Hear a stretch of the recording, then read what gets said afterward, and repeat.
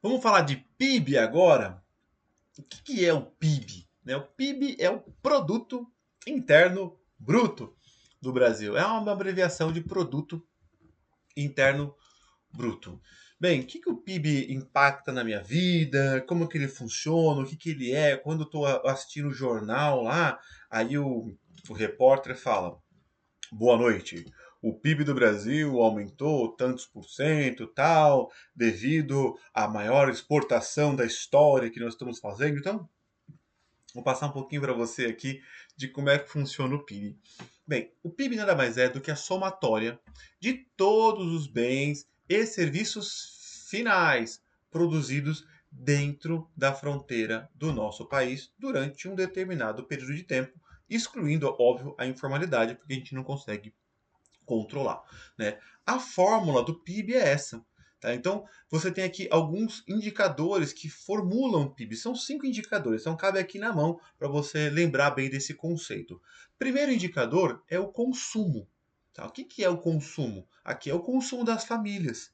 Você vai lá numa loja e gasta o seu dinheiro. Isso está ajudando no crescimento do país, do Brasil, do país. Meus parabéns. Então, isso é o primeiro indicador do PIB, que é o consumo. Então, muitas vezes, quando o governo, né, estimula a população a consumir, automaticamente, né, isso vai aumentar, teoricamente, né, busca aumentar o PIB. Tá? Esse é um primeiro pilar, primeiro dado aqui, elemento da nossa fórmula do PIB.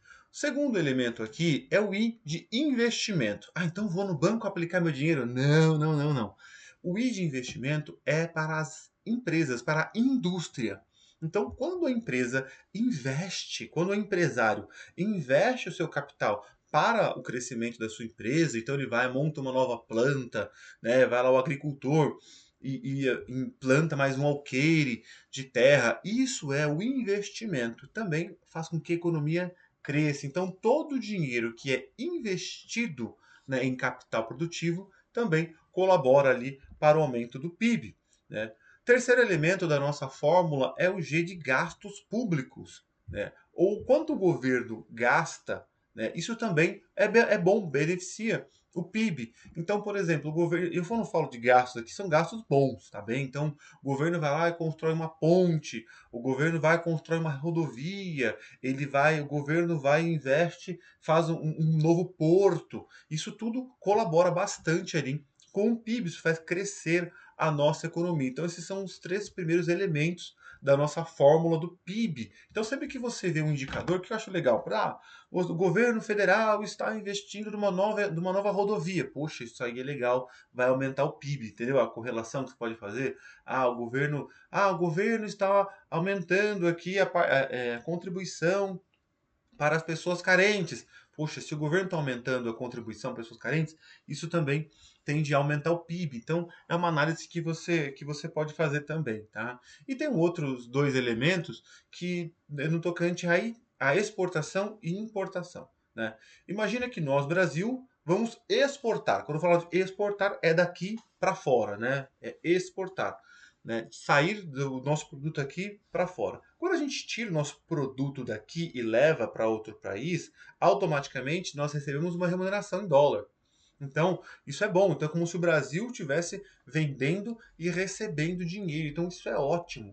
O que é ruim para o PIB é quando a gente importa muita coisa. Então, o Brasil está comprando aviões lá do exterior, a gente está comprando máquinas, equipamentos lá do exterior, está importando, né?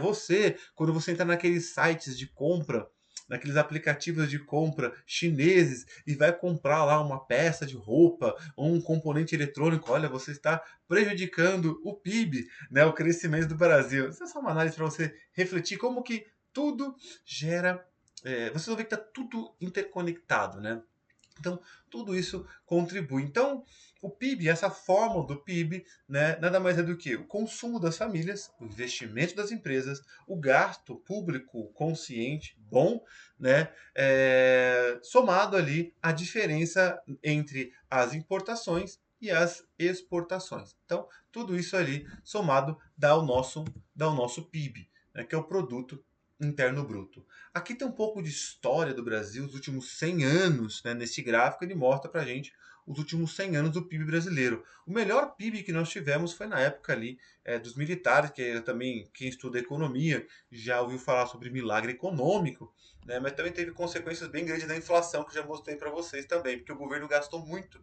Então olha como isso está atrelado. O governo gastou muito, então o PIB subiu bastante, mas consequentemente gerou uma inflação muito alta. Então aqui está desde a década de 20 até agora as expectativas de PIB, de crescimento do Brasil dos últimos anos. Então você pode olhar, por exemplo, como cada um dos planos econômicos, cada um dos indicadores influenciaram na economia e no crescimento do Brasil.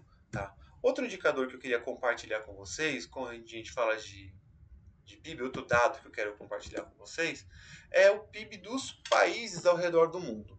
Que sempre que você assiste, né, um noticiário de economia, falam de Estados Unidos e China. Pô, mas por que sempre esses dois, Estados Unidos e China, Estados Unidos e China? Né?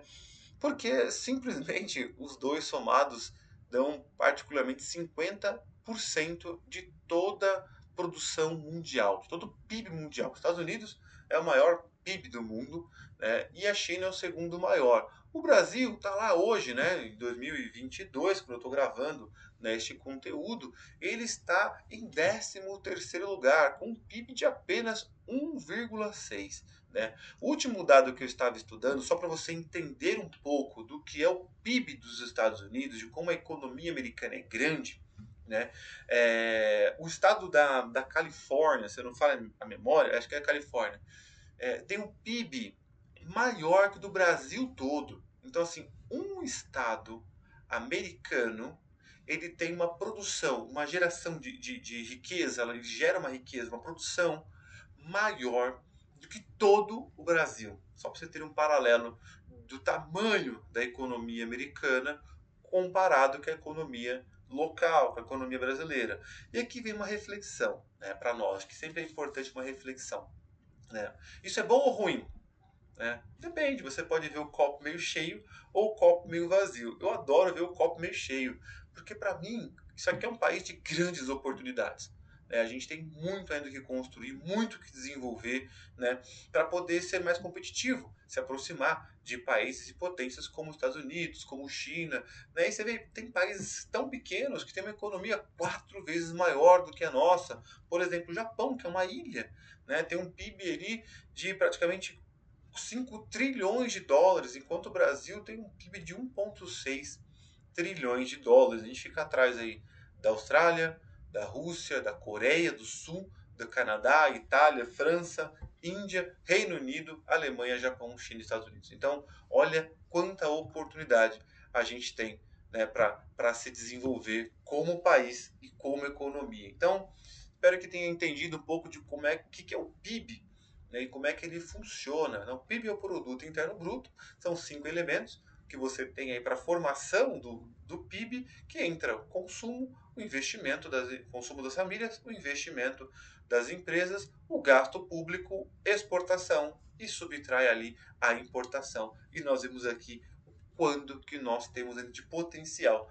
para desenvolver o Brasil. Tá bom? O próximo tema que nós vamos tratar aqui agora, então, vai ser a taxa Selic. O que é Selic? Né? Selic podem ser três coisas a Selic. Mas, conforme nós combinamos, vou dar uma pausinha aqui também para você poder, para dividir esse vídeo aqui e você poder assistir com mais calma, voltando, né? Ou até compartilhando um pouco das suas dúvidas para a gente poder complementar aqui o nosso conteúdo com você. Legal? Então, vamos lá. Próximo tema agora é a Selic.